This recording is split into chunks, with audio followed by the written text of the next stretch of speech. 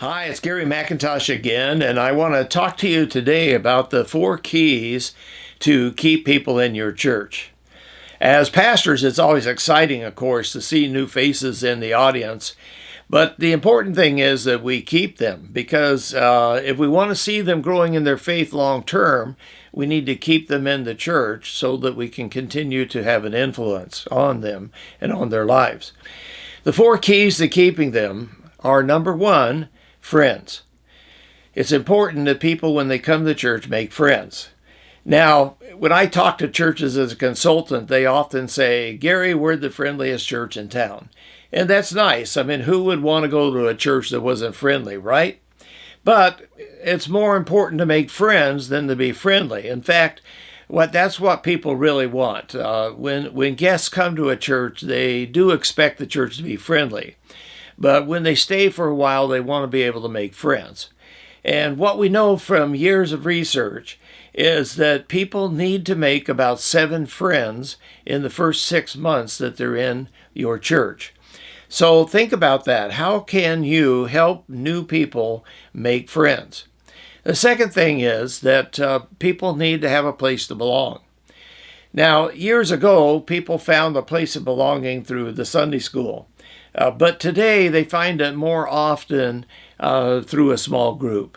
This is one of the reasons why small groups have grown in popularity in churches over the years, and it's also one of the reasons why that we really need to put a lot of emphasis on small groups.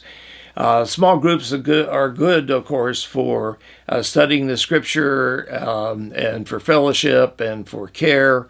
A lot of reasons for small groups.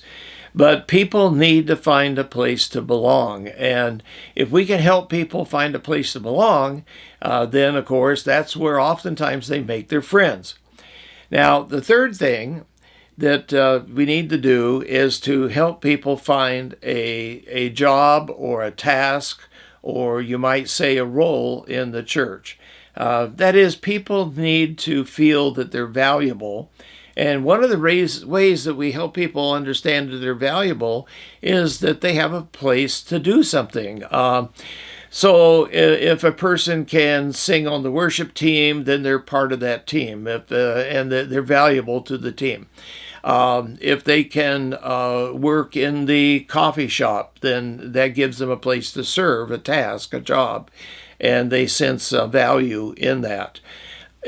Sometimes people work on the greeting team or work on the parking lot team, or maybe they work on the setup crew, or they work in the children's ministry.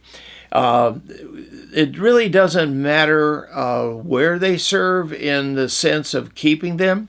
We want them all to serve with their gifts and their talents and their abilities, and we want them to be in a place that's a good fit for them. But in order to keep them, they need to find a place where they really sense that they are of value to that particular ministry or team. Now, if we can do those 3 things, if we can help people make friends, if we can help them find a place to belong, and if we can help them find a ministry job in the church, then that goes a long ways to keeping people.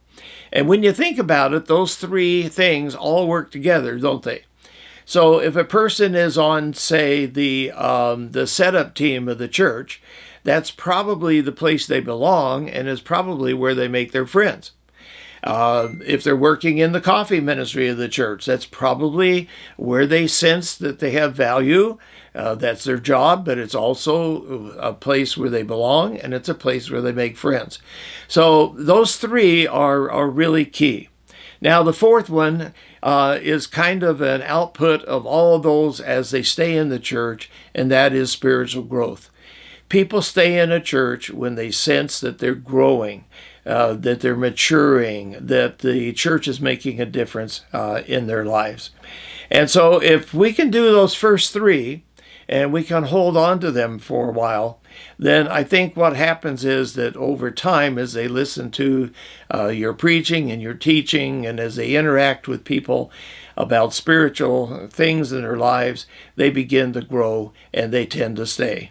So focus on these things. Focus on helping people make friends. Remember, they need to make 7 friends in 6 months.